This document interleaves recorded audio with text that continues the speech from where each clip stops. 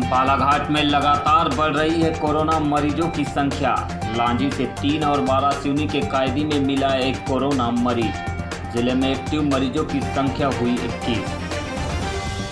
आरोग्य मित्र भर्ती के नाम पर फर्जी विज्ञापन से कई बेरोजगारों को लगा करोड़ों का चूना। जालसाजों ने स्टाफ नर्स और अन्य पदों पर भर्ती के लिए ठगे सैकड़ों लोगों से रुपये। और मारपीट की एक घटना में घायल को समुचित उपचार नहीं मिलने के बावजूद छुट्टी कर देने पर बिफर पड़े परिजन। जिला अस्पताल के सामने रोड पर किया प्रदर्शन।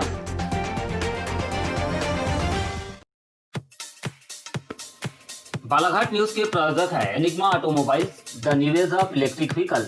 मात्र 5 रुपए में 85 किलोमीटर चलने वाली भारत की सबसे स्कूली स्कूटर। फाइनेंस एवं एक्सचेंज की सुविधा उपलब्ध। No petrol, no licence, no pollution, no registration, comfortable and eco friendly scooter. संपर्क करें Sunil bike motors, Gondia road, एक्सीआई गोदाम के सामने, Kosni, Balaghat. Contact detail 9424969460 87700290001।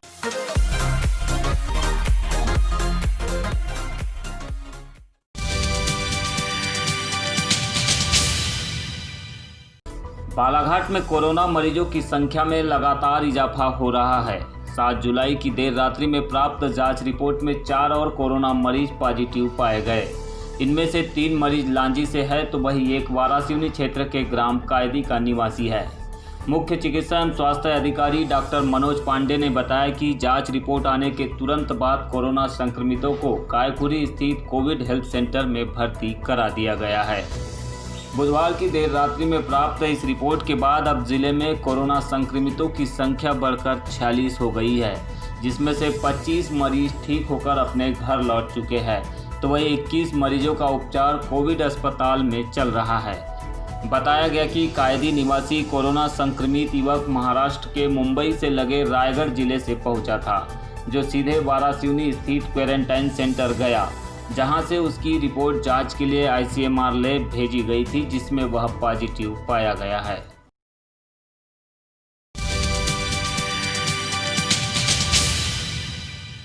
Corona lockdown के चलते बेरोजगार हुए युवाओं और नौकरी की तलाश कर रहे शिक्षितों को ठगने की नीयत से स्वास्थ्य विभाग में भर्ती का एक फर्जी विज्ञापन निकालकर जालसाजी की जा रही है।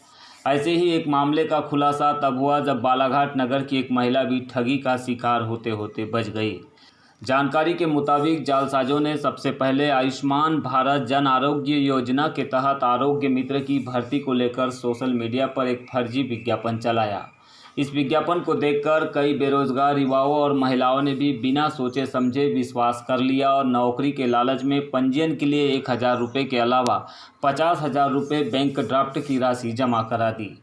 जब कुछ अभ्यर्थियों ने इसकी सच्चाई जानी तो उन्होंने तत्काल बैंक ड्राफ्ट की राशि जमा करने से इनकार कर दिया, लेकिन कई बेरोजगार और नौकरी की तलाश कर रहे युवाओं ने यह राशि जमा करा दी है।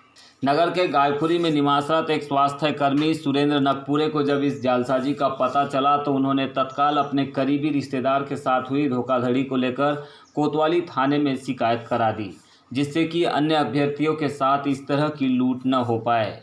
इस संबंध में उन्होंने चर्चा करते हुए कहा कि स्वास्थ्य विभाग में आरोग्य मित्र और अन्य किसी भी प्रकार के स्टाफ को लेकर कोई भर्ती नहीं निकाली गई। यह पूरी तरह से फर्जी और फेक है। अभ्यर्थी ऐसे भ्रामक विज्ञापनों को संबंधित विभागों से पुष्टि करके ही कदम उठाए। मेरी एक्चुअल में क्या है, सिस्टर है, जीएनएम का कोर्स की हुई है और क्या है, जन आरोग्य जो समिति करके ऐड चला ग्रुपों में, व्हाट्सएप में, फेसबुकों में, इस प्रकार से क्या है, फिर मेरी सिस्टर वगैरह ने उनसे कांटेक्ट किए कि कैसा क्या है, तो उन्होंने बोले कि स्टाफ नर्स का पोस्ट है अपने पास, जिसके लिए 1000 रजिस्ट्रेशन फ़ीस, 50,000 रुपये की आपको डीडी भोपाल के नाम से देना पड़ेगा। डीडी की हमारे पास फ़ोटोकॉपी भी है। समय रहते ही अपने को किसी के द्वारा जो पता चला कि ये सारी चीज़ें फर्जी है, इस किसी प्रकार के इसी कोरोना काल में ऐसी कोई योजना नहीं है। मैं भी स्वास्थ्य विभाग में कार्य करता हूँ, कहीं ना कहीं से जानकारी मिल ही जाती है। इस प्रकार से इनने रजिस्ट्रेशन फ़ीस तो दिए, डीडी तो अपन ने रोक दिए, और भी ऐसे 200-250-400 बच्चे हैं जिनकी डीडी जमा हो चुकी है एक्चुअल में, पर अभी क्या है, किसी को पता नहीं है मामला। ये हमारे संज्ञान में आया, हम थाना कोतवाली आए, प्रभारी जी से मिल रहे हैं, आवेदन वगैरह चाहते है ना, उन पे कार्रवाई हो, सख्त से सख्त जानकारी हो। और इस प्रकार से इनने 200-250 बच्चे से छल कपट कर रहे हैं हमारे ज़िले में। और जो कि इनने अपना आवेदन कलेक्टर महोदय जी को भी दिए और CHMO सर को भी दिए, वो सभी बच्चों को वो दिखाते कि देखो हमने परमिशन ला चुके हैं। इस प्रकार से अपना जो दीक्षित गजबी है, अपना प्रेम नगर आस्था टाइपिंग के ऊपर में वो संचालक की उन्होंने अपनी संस्था, जिसमें उसके पूर्व मोती नगर में था, इस प्रकार से छल कपट हो रहा है। बाद में पता चला कि टोटल फर्जीवाड़ा है और इसमें भोपाल से योजना लाया गया है। इसी तरह ठगी का शिकार होने से बची महिला चित्ररेखा नकपुरे ने इस पूरे मामले की थाना प्रभारी विजय सिंह परस्ते से शिकायत करते हुए जालसाजों का पर्दाफाश किए जाने की मांग की है। इस मौके पर उनके साथ पूर्व जिला पंचायत सदस्य डाली दमाए भी मौजूद रहे। मैंने GNM नर्सिंग की हूँ बालाघाट से। मैंने इस नौकरी में इसलिए फॉर्म डाली थी क्योंकि मैं, हर कोई चाहता है जब पैसे खर्च करते, इतनी मेहनत से पढ़ाई करते हैं, कि मुझे कार्य ऐसा मतलब नौकरी करूँ, मतलब अपने बच्चों या परिवार के मतलब भरण पोषण में हेल्प कर सकूँ। दूसरी चीज़, इन लोग ने बोले इतने अपने लोकल में नौकरी मिल रही है, वो भी कोरोना काल में, तो कौन नहीं करना चाहेगा। और बेरोज़गारी इतनी कि हर बेरोज़गार चाहता है कि मुझे एक छोटी, बड़ी तो नहीं, कम से कम छोटी तो भी नौकरी मिले।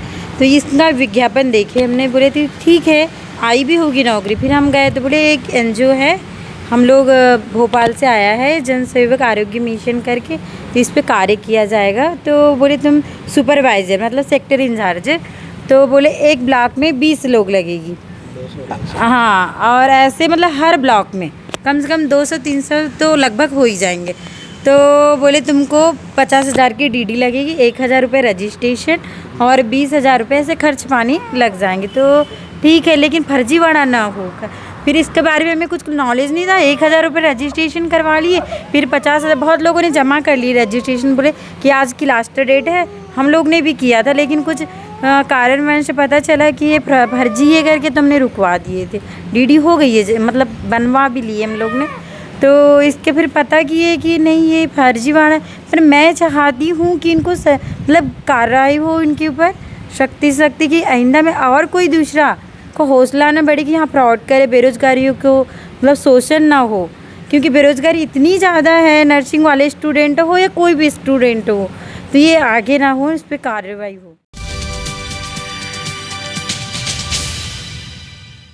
मारपीट के एक मामले में घायल युवक को उपचार के दौरान पूरी तरह स्वस्थ नहीं होने के बावजूद अस्पताल से छुट्टी करने से मरीज और उसके परिजनों ने अस्पताल के सामने सड़क पर प्रदर्शन शुरू कर दिया, जिसकी सूचना मिलते ही सहायक कलेक्टर दलीप सिंह और थाना प्रभारी विजय सिंह परस्ते ने मौके पर पहुंचकर समझाइश देते हुए प्रदर्शन को शांत कराया। बताया गया कि विगत दिनों बगदरा निवासी अभिषेक लिल्हारे और सुखदास के बीच जमीनी विवाद को लेकर मारपीट की घटना हुई थी, जिसके चलते उसे जिला अस्पताल में उपचार के लिए लाया गया था, लेकिन डॉक्टरों ने बिना उपचार किए ही अभिषेक को डिस्चार्ज कर दिया। इसी को लेकर उसके परिजनों ने अस्पताल के सामने सड़क पर प्रदर्शन शुरू कर दिया। हालांकि मामले की भनक लगते ही जिला प्रशासन के अधिकारी और थाना प्रभारी ने मौके पर पहुंचकर इन्हें शांत करा दिया, जिसके बाद अभिषेक को वापस उपचार के लिए भर्ती लिया गया।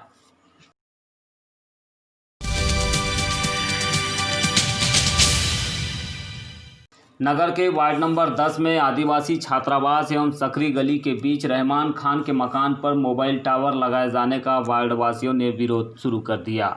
इस मामले में वार्ड के लोगों ने जिला कलेक्टर कार्यालय पहुंचकर मामले की शिकायत भी की। साथ ही तत्काल मोबाइल टावर कंपनी के खिलाफ बिना अनुमति के टावर लगाए जाने पर कार्यवाही की मांग की है।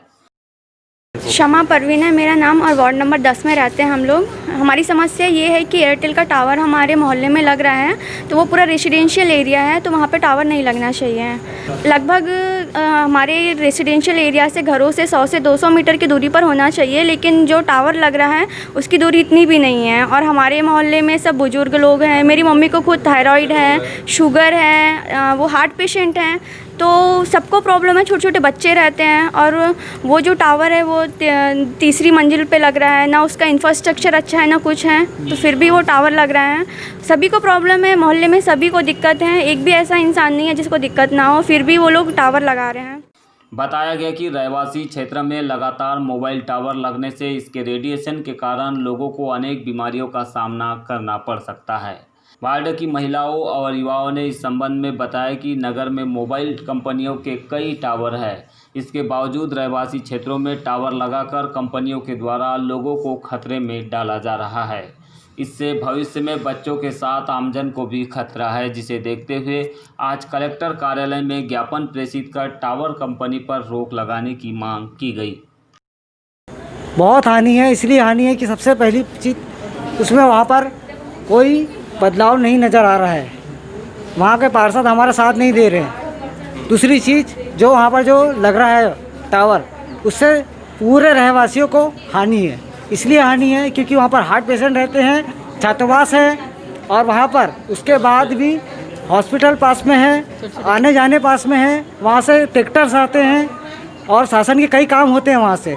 बाद में अगर उसके बाद कुछ भी नहीं होने के बाद भी अगर टावर खड़ा होता है और उसके बाद हमको कोई हानि होती है तो उसके जिम्मेदार सिर्फ शासन रहेंगी।